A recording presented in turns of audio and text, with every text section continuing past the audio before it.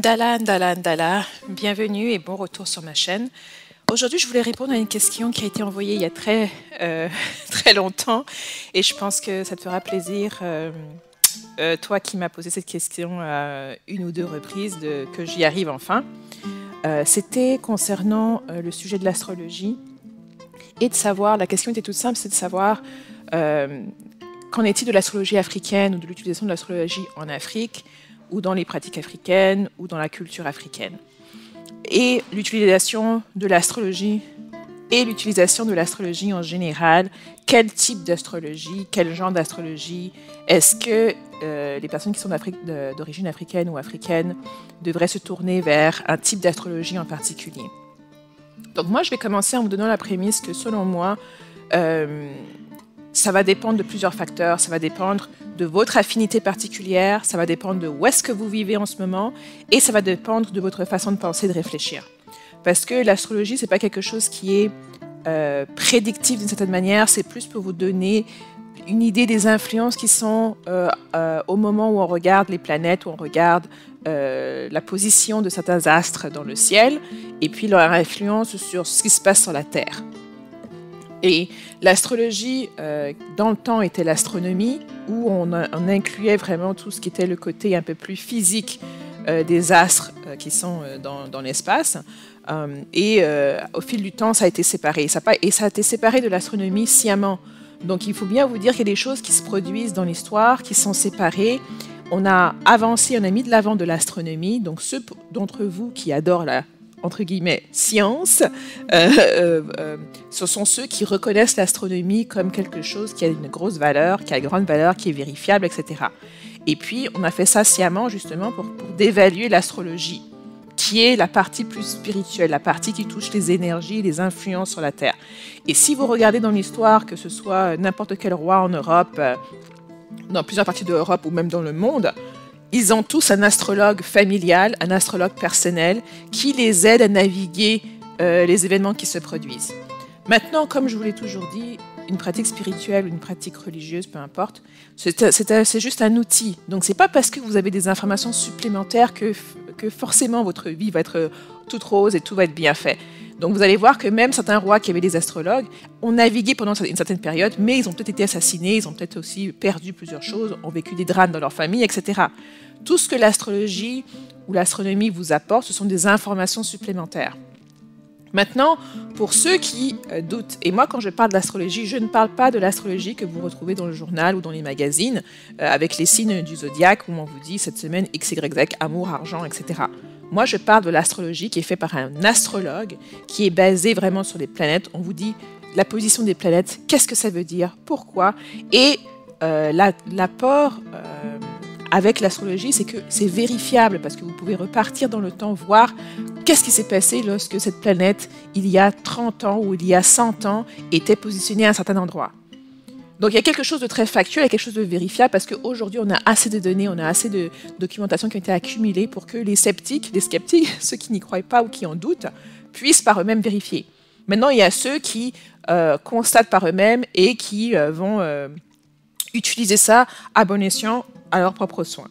Et donc c'est pour ça que parfois quand on dit si vous pensez que certaines choses qui se produisent en ce moment, vous n'étiez pas prévenu, vous avez été pris au dépourvu, ben, vous faites partie du groupe de personnes qui n'utilisent pas les outils qui sont disponibles, qui auraient pu vous aider à vous préparer à certains événements qui se sont produits ou qui continuent de se produire et qui vont continuer de se produire dans le futur. Donc l'astrologie, c'est ça en gros, c'est vraiment des informations qui vous sont présentées pour vous aider à prendre des décisions plus informées sur les choix que vous voulez faire. Mais la décision est toujours la vôtre. Il n'y a pas on ne vous force pas à aller d'un côté ou d'un autre.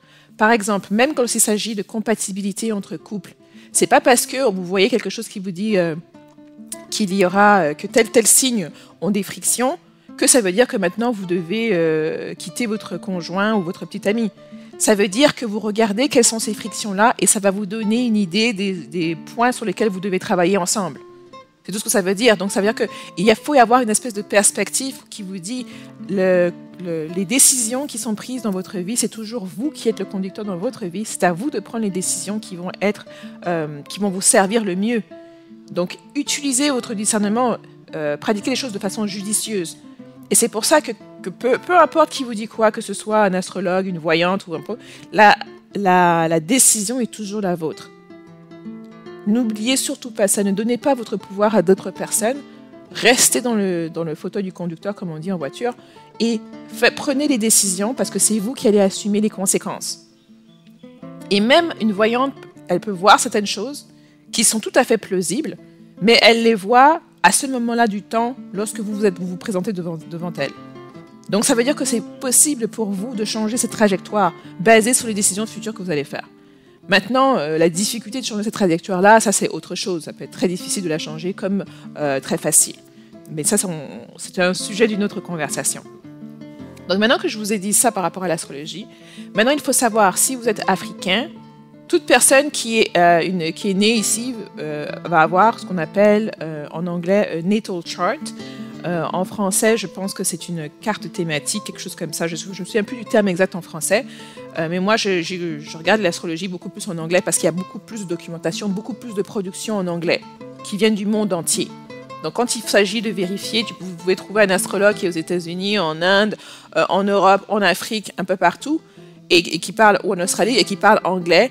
Et ça vous permet un peu de comparer qu'est-ce qui est dit et comparer les interprétations ou les sources, les références qui sont mises par rapport à la position d'une chose.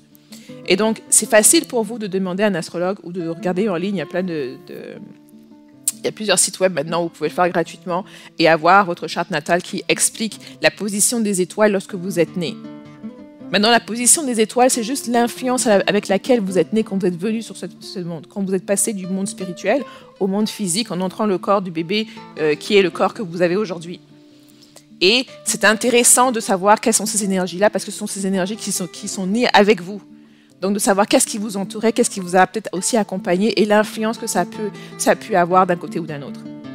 Et ça vous permet de vérifier ou de regarder certaines choses, peut-être aussi de vous conforter dans certaines choses. Parce que parfois, en regardant ça, on peut voir que, par exemple, un bébé qui est né à telle date, telle heure, à tel endroit, peut avoir plus d'influence ou d'impact vers une certaine trajectoire.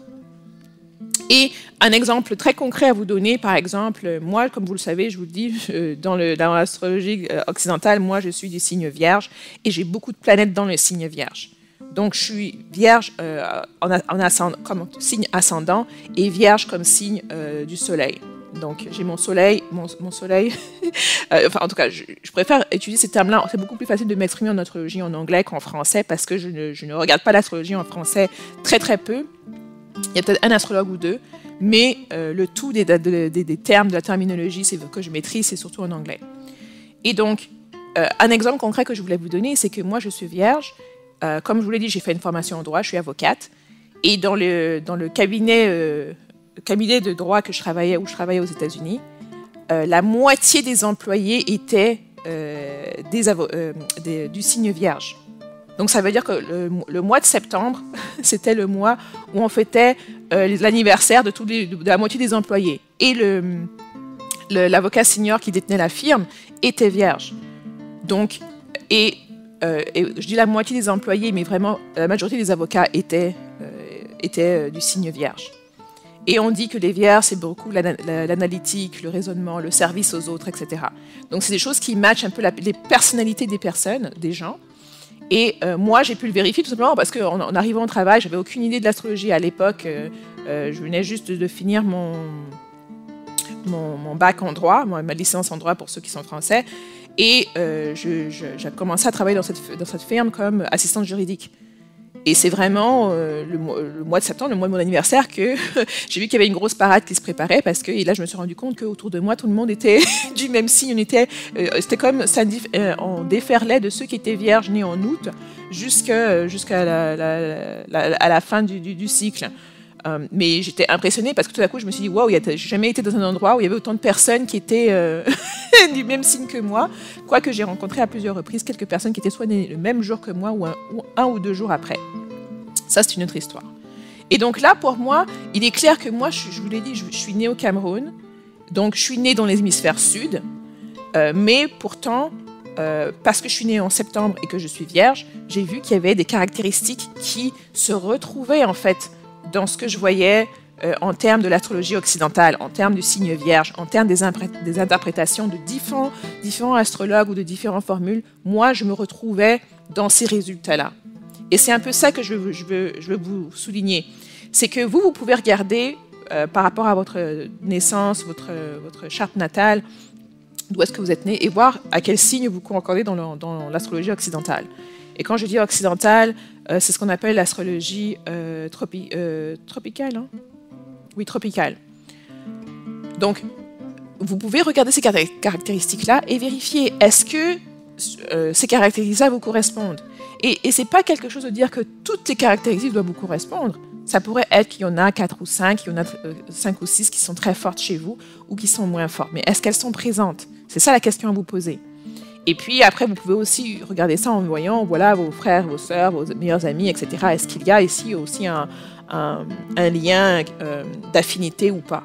Par exemple, moi, en regardant pour moi, j'ai vu que, par exemple, il se trouve que mes meilleurs amis se retrouvent dans certains signes. Les personnes avec qui je suis sortie, sans le savoir consciemment, je me suis juste, en apprenant plus sur l'astrologie, en réfléchissant, en regardant mon passé, j'ai commencé à voir qu'il y avait des correspondances qui existent déjà.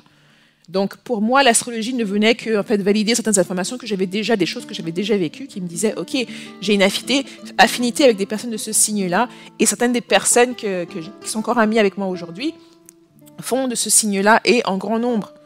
Donc, il y a des correspondances que je suis capable de voir, il y a des choses que je suis capable de déceler à travers ça. Maintenant, donc ça veut dire que peu importe où est-ce que vous êtes, mais prenez le temps quand même de regarder si, avec l'astrologie tropicale ou occidentale, si il y a des correspondances pour vous.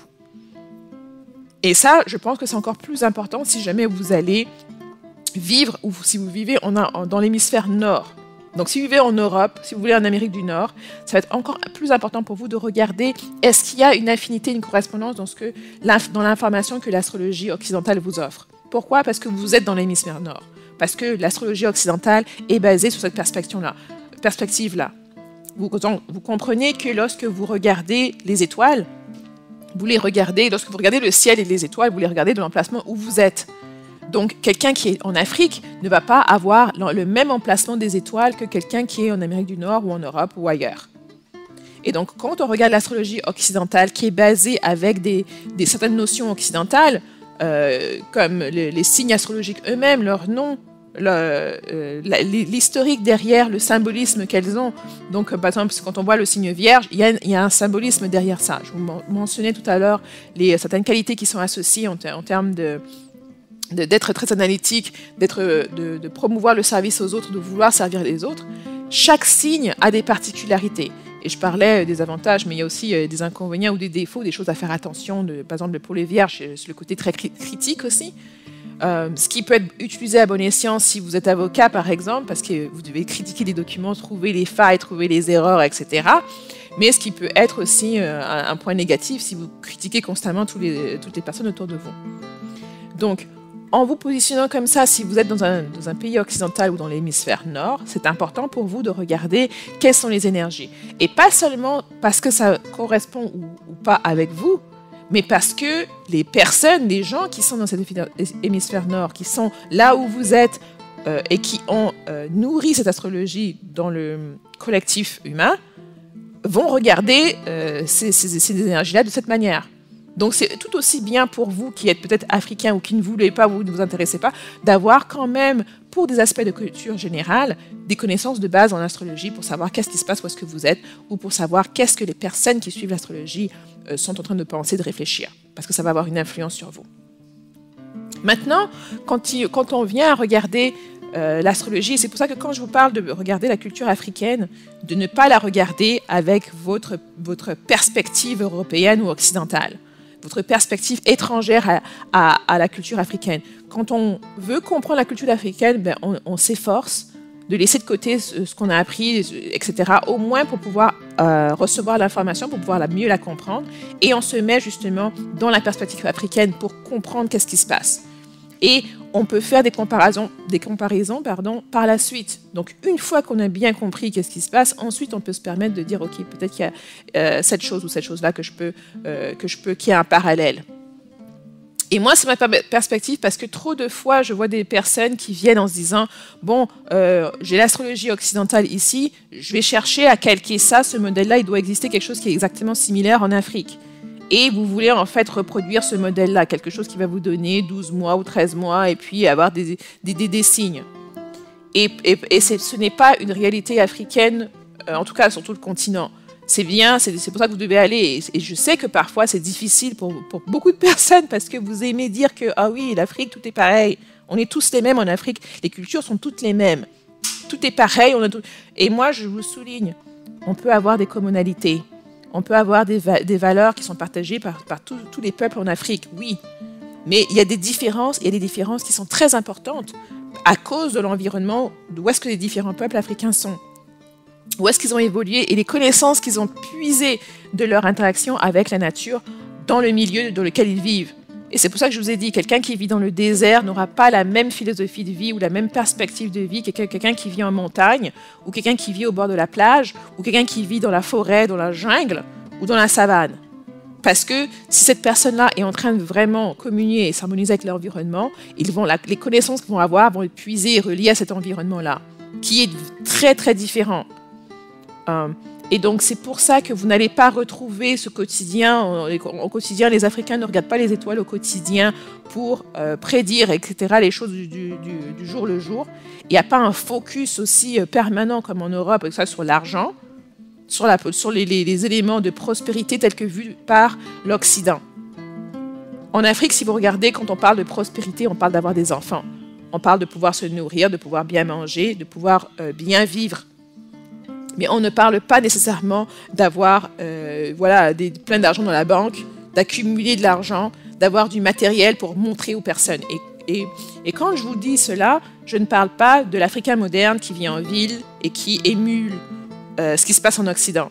Moi, je vous parle des traditions profondes, des choses de base, que s'il n'y a plus de ville, s'il n'y a plus d'électricité, qu'est-ce qui nous reste? On doit retourner aux bases, et c'est de ces bases-là que moi je parle.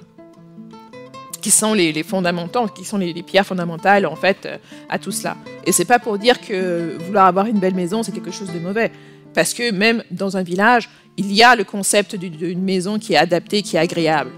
Donc ce sont pas des notions qui sont nouvelles, elles sont juste changées. Et puis plus on s'en va dans entre guillemets la modernité, et plus on rajoute des choses. Et donc en Afrique quand on va pour regarder, c'est pas parce que laissez-moi faire une petite parenthèse. C'est pas parce que on ne regarde pas l'astrologie au jour le jour, ou à la semaine ou au mois, comme on le fait pour l'astrologie occidentale, que les Africains ou les peuples africains ne connaissent pas ou ne comprennent pas où sont les astres, quels sont les astres. Je pense que vous avez plusieurs vidéos où je vous ai parlé, notamment des Dogons, qui savent même où étaient certaines planètes avant qu'on ne trouve un télescope, donc avant que l'astrologie occidentale ne puisse pinpointer certaines planètes. Certains peuples en Afrique connaissaient déjà ces planètes-là. Et pour eux, ces planètes-là, la rotation de ces planètes-là avait une signification dans leur propre tradition. Et c'est pour ça que quand on regarde de la perspective africaine, l'astrologie ou l'astronomie n'est pas là pour régler votre vie. C'est là pour vous informer lorsqu'il y a une information importante à être transmise. Maintenant, ça ne veut pas dire qu'il y a certaines personnes dans les différentes tribus, dans les différents peuples, qui ont ces informations-là et qui regardent les astres au jour le jour, qui suivent certaines choses au jour le jour. C'est une façon dont on retrouve chez nous dans la prophétie et dans la divination.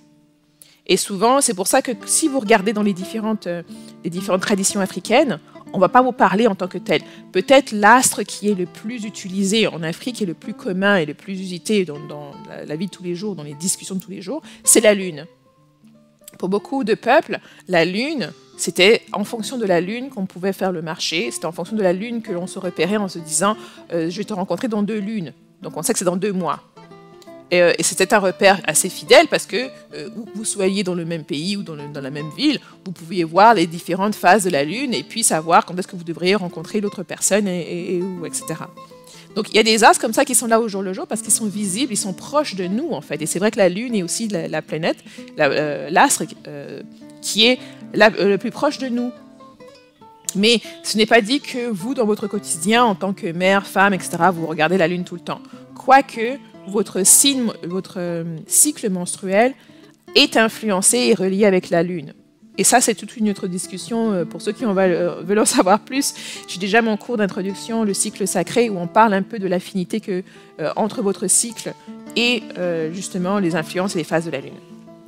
Donc il y a quand même la Lune qui est présente.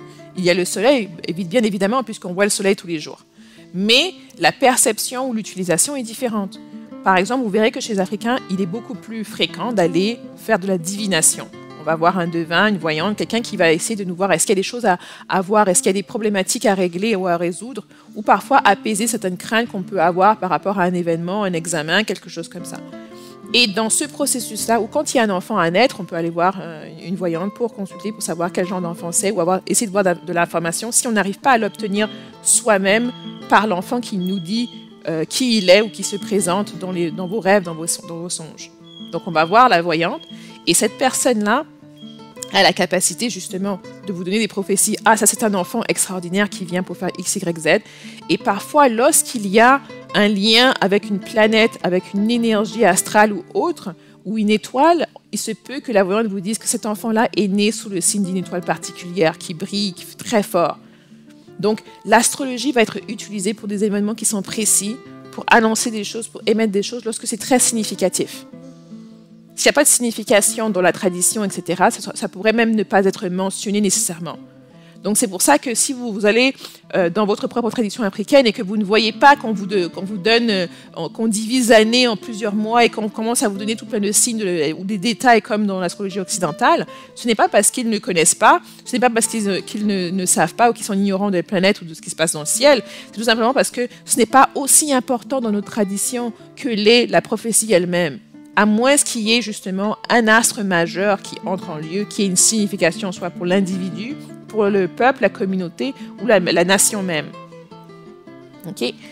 Maintenant, comme toute personne, moi je vous ai dit, j'ai étudié, j'ai flanqué dans tout ce qui était de l'Égypte ancienne il y a plusieurs années avant d'en sortir, parce que moi j'y suis rentrée, j'ai regardé tout ça et puis j'en suis ressortie avec les éléments que je trouvais qui étaient le plus ajustés et le mieux adaptés pour moi.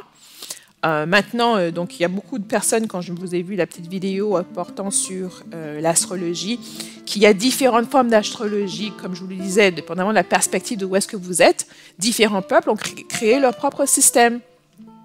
On retrouve des similarités, des similitudes, mais ce n'est pas tout à fait la même chose. Déjà, comme je vous l'ai dit en premier, c'est parce que, dépendamment de où est-ce que vous êtes, vous n'allez pas voir le ciel de la même façon. Et dépendamment de quel pays vous êtes, vous voyez, si vous regardez un peu la géographie, chacun des pays, quand ils ont fait leur carte du monde, ils mettaient leur pays au centre. Donc ils partaient de leur pays pour pouvoir voir, après explorer, et puis écrire et décrire le reste du monde.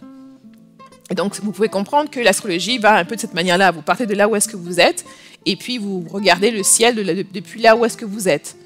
Parfois aussi, comme je vous le disais, c'est mélangé avec la divination, parce que certaines choses que vous ne pouvez pas voir de l'œil physiquement en observant les étoiles, vous pouvez le voir de façon spirituelle. Et c'est comme ça qu'on peut savoir que les Dogons, même s'ils n'étaient pas capables de voir les étoiles dans le ciel, savaient et savent où sont certaines étoiles. Et il n'y a pas que les Dogons, il y a beaucoup de peuples en Afrique qui savent où est-ce que sont les étoiles qui sont des milliers de kilomètres, des milliers des étoiles qu'on ne peut pas voir à vue d'œil, qu'il faut un télescope pour voir. Donc, il y a plusieurs types d'astrologie. Dans l'autre vidéo, je vous ai montré qu'il y avait, je parlais beaucoup de l'astrologie occidentale parce que beaucoup d'entre vous se trouvent en Occident. Je vous ai parlé du contexte africain où la divination, en fait, va venir nous donner des informations. Et puis, s'il y a lieu d'un élément significatif ou majeur par rapport à des astres, vous allez aussi avoir cette information-là. Mais ce n'est pas quelque chose qu'on va aller consulter au jour le jour pour savoir la position des planètes. Maintenant, il y a aussi l'astrologie chinoise. Donc, il y a des règles qui sont différentes et des notions qui sont différentes. Il y a l'astrologie védique qui nous vient de ce qu'on appelle aujourd'hui l'Inde. L'avantage avec ces systèmes, il y en a beaucoup d'autres, mais l'avantage avec ces systèmes-là qui sont les plus répandus, les plus connus et les plus documentés, donc l'astrologie occidentale, je dirais il y a une différence aussi entre l'astrologie tropicale et sidérale, parce que tropicale, c'est avec les signes qu'on connaît aujourd'hui, et sidérale, c'est avec la position exacte des planètes, où est-ce qu'elles sont, la distance qu'elles sont de façon exacte. Donc parfois, on peut regarder, par rapport à l'astrologie tropicale, penser que les planètes apparaissent d'une certaine position, alors que leur position réelle peut être un peu différente. Et c'est pour ça qu'on retrouve qu'il y a parfois des décalages entre des signes du zodiaque dans les différents systèmes. Et se pourrait que je mélange tropical et sidéral, mais je pense que si vous cherchez, vous pourrez confirmer si jamais j'ai fait un mélange entre les deux définitions. Mais comme je vous l'ai dit, moi, pour l'astrologie, je ne suis pas experte en astrologie. J'utilise l'astrologie comme un outil supplémentaire lorsque je vais être informée pour prendre une décision. Et je suis aussi les tendances et nuances parce que j'ai vécu très longtemps. J'ai voyagé, j'ai vécu en Europe, en Amérique du Nord, et je voyais ces influences-là. Ensuite, moi, j'ai aussi été en Asie, donc j'ai passé pas mal de temps à Hong Kong, à Chine, je suis passée au Japon aussi. Et donc de voir l'astrologie chinoise et les règles qui sont liées à l'astrologie chinoise, c'est très intéressant aussi. Et pour moi, parfois, je regarde la mixture de toutes ces choses-là. Quelle est l'information qu'on peut tirer sur un phénomène présent de l'astrologie occidentale? Qu'est-ce qui nous vient de l'astrologie chinoise? Parce que l'astrologie chinoise, ça va être un animal par année. Donc, ça veut dire qu'il peut y avoir l'essence de cet animal, et je pense que vous avez fait une vidéo quand c'était l'année du coq, parce qu'il y avait quelque chose de spécial pour moi que je retenais avec cette énergie spécifique, que ce soit l'animal, le coq, qu'est-ce que le coq symbolise, représente, etc. Et donc, pour moi, il n'y a pas de problème de regarder ces informations-là, parce que j'utilise mon discernement et je vois qu'est-ce qui résonne d'abord avec moi, et ensuite qu'est-ce qui est utile et qu'est-ce qui ne l'est pas. Pareil, donc parfois il y a des personnes qui ont dit ils ont peur d'aller vers telle ou telle chose, et moi je dirais avant de nécessairement vous empêcher de faire ce que vous voulez, demandez-vous pourquoi est-ce que vous avez une attirance vers cette chose en particulier. Ensuite, faites de la recherche sur cette chose-là, qu'est-ce que c'est, d'où est-ce que ça vient, depuis combien de temps est-ce que ça existe, qui sont les personnes qui le pratiquent derrière. Et comme la personne qui avait posé la question disait que est-ce que l'astrologie védique ou l'astrologie indienne, est-ce que c'est quelque chose qu'on peut utiliser nous en tant qu'Africains? Et moi je vous dirais toujours, utilisez votre discernement. Il peut y avoir des éléments dans l'astrologie occidentale ou même dans la divination qui ne vous correspondent pas. Et ça veut dire que vous allez voir dans votre propre tradition une voyante qui vous dit quelque chose par rapport à votre avenir, et cela ne vous plaît pas, vous ne voulez pas cette trajectoire-là. Et vous regardez peut-être dans l'astrologie occidentale, rien ne vous correspond. Vous regardez ailleurs, dans l'astrologie chinoise, il y a peut-être plus de traits qui vous correspondent là-bas. Il y a peut-être aussi plus de traits qui vous correspondent dans l'astrologie védique. Et c'est pour ça qu'il faut avoir un esprit critique, au lieu de vous mettre dans des espèces de boîtes. Et ça, ce serait le numéro 1 pour les panafricanistes. Ça, il faudrait qu'on ait une discussion un peu séparée là-dessus. Au lieu de vous mettre une boîte, regardez les choses qui vous sont utiles à vous, parce que vous, votre énergie n'est pas la même que celui de votre femme, celui de votre enfant ou celui de vos amis. Et c'est en comprenant votre énergie, c'est en comprenant qui vous êtes, parce que peut-être que dans une vie passée, vous avez passé du temps dans cet endroit-là. Peut-être que vous allez aller dans cet endroit-là. Il y a peut-être des choses qui font que vous raisonnez plus avec les règles, les fondements de l'astrologie chinoise qu'avec celles de votre propre tradition africaine. Mais vous ne le saurez pas si vous avez peur de regarder. C'est comme si vous avez peur de lire un livre. Regardez un peu les revues sur le livre, informez-vous un peu sur l'auteur, peut-être que ça va peut-être vous apaiser, peut-être pas. Et ensuite, au final, ce que vous allez lire, c'est vous qui décidez si c'est quelque chose qui est utile, si c'est quelque chose que vous voulez implémenter ou garder dans votre vie, ou si c'est quelque chose que vous voulez jeter et ne plus jamais consulter. C'est un choix qui est le vôtre. Mais moi, je ne dirais jamais à une personne « Oh, n'utilise pas ça juste parce que ça vient d'une personne qui est blanche, ou parce que ça vient de l'Occident, ou parce que ça vient des Chinois, ou ça vient de là-bas. » Je dis « Ça tout dépend de qu'est-ce que c'est, parce qu'il pourrait y avoir là-dedans quelque chose qui vous est utile fondamentalement, même si ça n'est pas utile à beaucoup d'autres personnes. » C'est la même raison pour laquelle, parfois, vous pouvez être né à Tombouctou, et puis décider de partir, et puis passer toute votre vie au Japon, et vous sentir comme un Japonais, ou comme un poisson dans l'eau au Japon. Et ça ne veut pas dire que vous absorbez nécessairement toute la culture, ça peut être que vous allez avec votre femme de Tombouctou au Japon et votre famille et que vous vivez là-bas. Mais cette aisance, cette harmonie, etc., que d'autres personnes qui viennent de votre famille ailleurs ne trouvent pas, viennent vous rendre visite, mais ils sont contents de quitter le Japon après vous avoir vu, ça veut dire qu'il faut reconnaître votre particularité, parce qu'il y a des choses que parfois vous êtes amenés à faire que les membres de votre famille ne réaliseront pas. Et vous, votre propre destinée, seul vous pouvez justement la matérialiser, et donc donnez-vous les moyens d'y arriver. Et déjà, il faudrait savoir qu'est-ce que c'est. Donc c'est pour ça que c'est pas la peine de vous retenir, de vous tirer des propres bâtons dans les roues, parce qu'il y a quelque chose qui vous attire. Et que vous avez besoin justement d'explorer. Mais moi, je dirais toujours que lorsque vous explorez, faites-le de manière sécuritaire. Et la beauté avec l'astrologie, c'est que vous pouvez toujours décider de prendre ou de laisser l'information qui vous est présentée, l'information que vous trouvez. C'est la même chose que d'aller sur Google et de voir, il y a une tonne d'informations. À vous d'utiliser votre discernement et de décider qu'est-ce que vous allez utiliser, qu'est-ce que vous n'allez pas utiliser, et qu'est-ce qui finalement ne résonne peut-être pas avec vous. Et parfois, ça peut être de l'attirance parce que vous voyez tout ça bombardé partout dans les médias. Donc, vous êtes tout à coup attiré par du coréen parce que vous voyez tout le temps des séries coréennes partout, tout le monde en parle. Mais finalement, lorsque vous creusez un peu, vous voyez qu'il n'y a pas d'affinité particulière avec vous personnellement. Donc, le tout, c'est de regarder tout ça comme des outils, de les approcher comme des outils, et puis d'explorer, de comprendre un peu ces outils-là. Maintenant, si vous décidez d'aller explorer, de regarder un peu l'astrologie védique ou toute autre ou chinoise ou autre, maintenant, mettez de côté votre astrologie occidentale, vos préjugés, etc., pour comprendre c'est quoi que vous êtes en train de regarder. Et ça, j'arrête pas de le souligner parce que c'est tellement important de ne pas rentrer là-dedans en se disant, en cherchant justement les signes du zodiaque, en cherchant déjà, dans certains trucs, vous ne les trouverez pas, comme par exemple dans l'astrologie chinoise, il n'y a pas de signes du zodiaque. Ce ne sont pas des signes du zodiaque occidentaux avec les poissons, béliers, etc. Vous retrouvez des animaux. Maintenant, essayez de comprendre pourquoi est-ce qu'il y a des animaux, d'où est-ce que viennent ces représentations-là, pourquoi est-ce qu'ils ont choisi d'utiliser des animaux, quel est le symbolisme qui est derrière, quel est l'historique de l'évolution de cette astrologie. Moi, quand je suis partie étudier l'astrologie chinoise, je suis partie vraiment aux bases. On prend un livre d'histoire d'astrologie chinoise et on essaie de comprendre qu'est-ce qui les a amenés à bâtir ce système-là, sur quoi est-ce que ce système-là repose. Avant de vous lancer et puis de commencer à essayer de faire des parallèles, etc. Et je pense que ça, c'est une grosse erreur parce que des personnes pourraient dire, j'ai vu des personnes qui parlaient en disant, par exemple, vous prenez tel signe du zodiaque, ça correspond à tel signe du zodiaque chinois, mais pas du tout, parce que quand vous regardez les caractéristiques de cet animal-là, le signe du zodiaque occidental n'a pas les mêmes caractéristiques, même si c'est pour le même mois, ou la même année en tout cas. Et donc, c'est à prendre en compte de vraiment se dire que eux, ils ne fonctionnent même pas dans l'astrologie chinoise, on ne fonctionne même pas sur les mêmes règles. Donc, c'est en fonction de l'année où vous êtes né. Votre signe dans l'astrologie chinoise va être en fonction de l'année et du mois où vous êtes né. Plus l'année.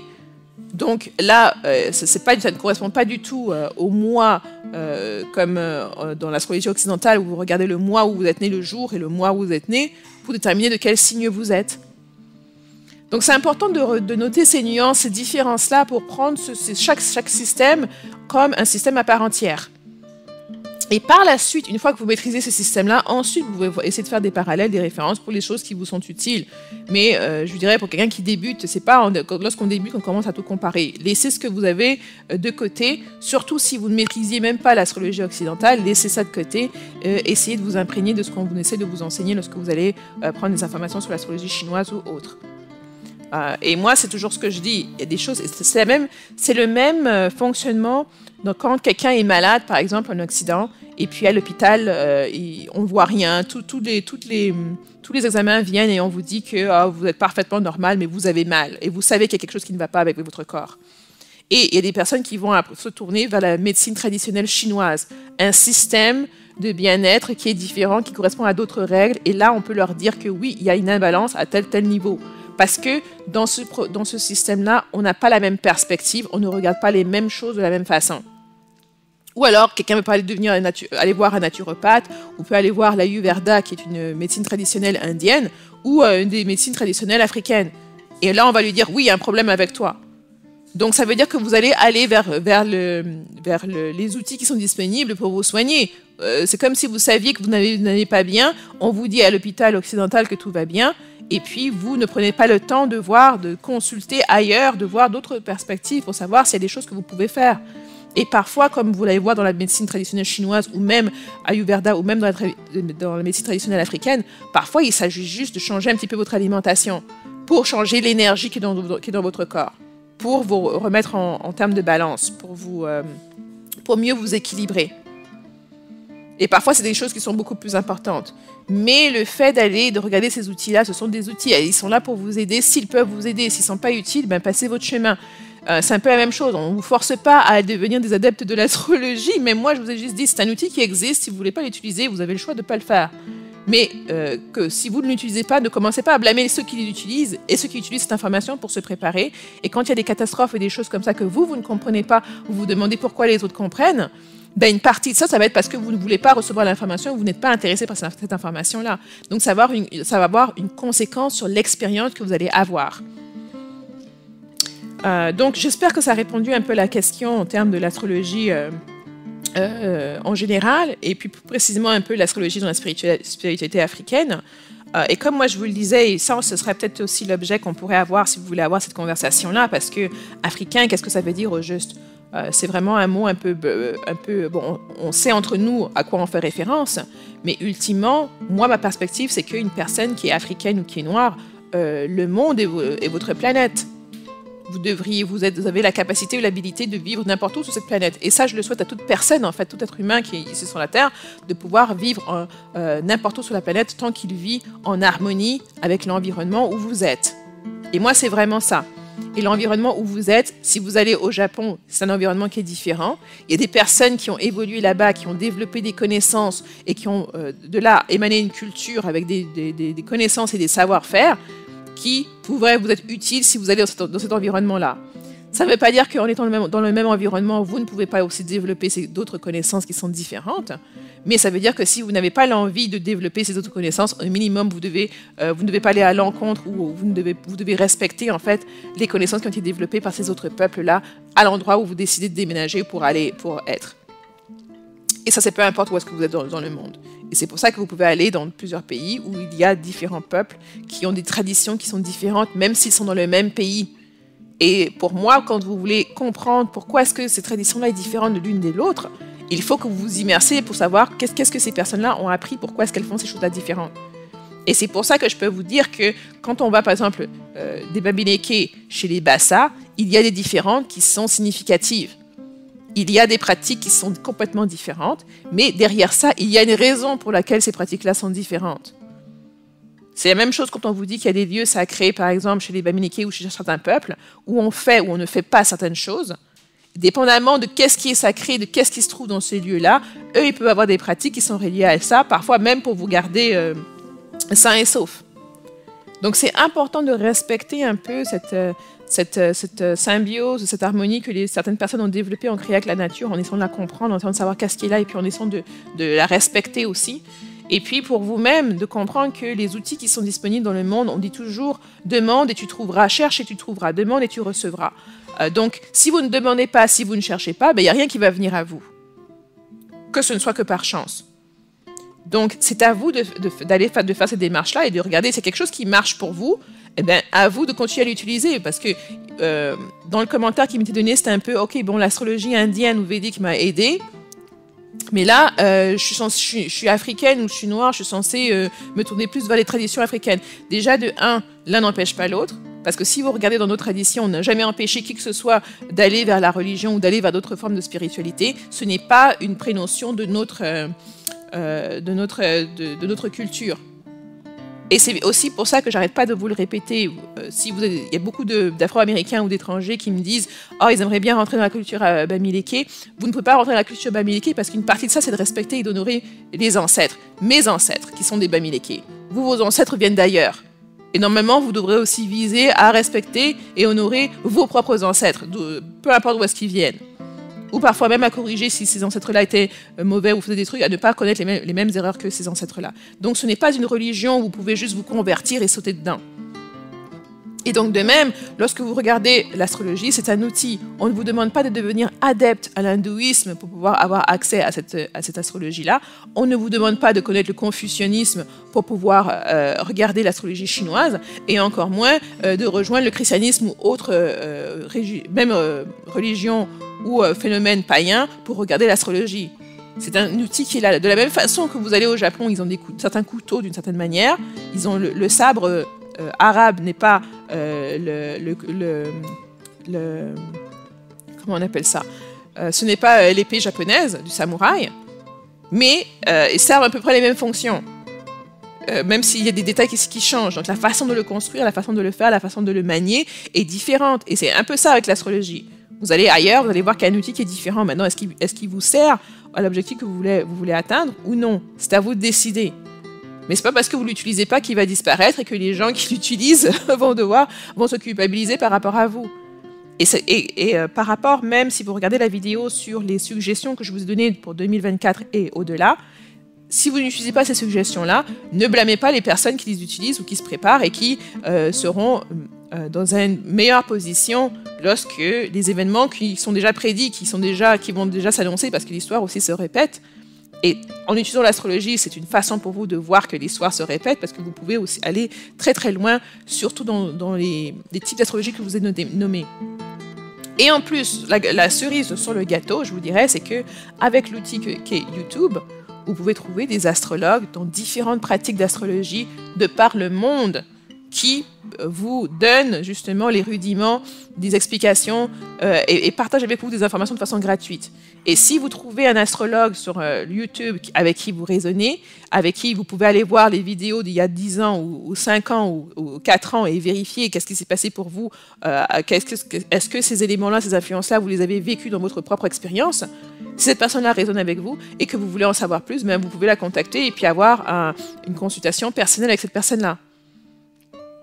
Mais parfois, c'est un peu trop facile de juste être dans sa petite bulle et puis de dire « Oh, on ne comprend pas pourquoi ces personnes-là sont dans des meilleures positions que nous. Oh, comment est-ce qu'ils ont accès à cette information? Moi, les choses vont toujours mal, etc. » Alors que tous ces outils-là sont tout autour de vous. Il vous suffit à vous de commencer à chercher des outils qui vont vous correspondre, à les évaluer, toujours en utilisant votre discernement et en vous disant, peu importe ce que cette personne-là ou ce que vous trouvez, c'est toujours à vous que revient la décision de suivre, d'appliquer, d'utiliser ce que vous trouvez. Bon, ben, j'espère que ça a été utile. Mabel qui m'avait envoyé la question, j'espère que ça a répondu à ta question. Et bien sûr, s'il y a des questions de suivi ou si d'autres d'entre vous avaient des pensées ou des suggestions à partager sur ce sujet,